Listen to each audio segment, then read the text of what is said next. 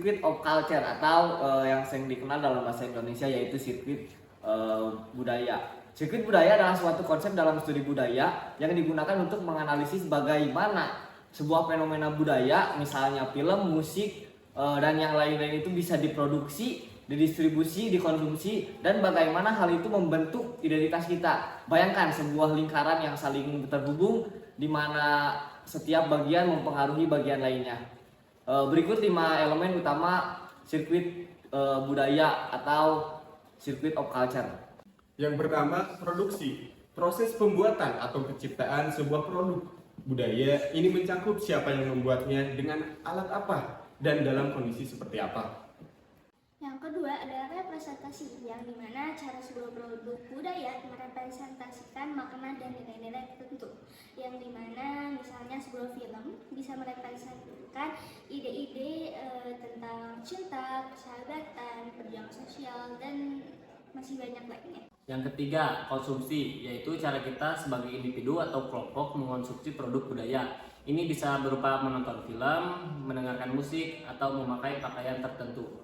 Regulasi. Regulasi adalah aturan atau norma-norma yang mengatur untuk produksi dan juga konsumsi sebuah produk budaya.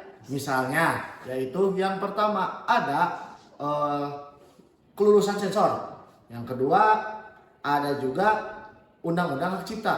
Nah, selanjutnya ada yang kelima. Yang kelima adalah identitas. Cara sebuah produk budaya membentuk identitas kita sebagai individu atau kelompok.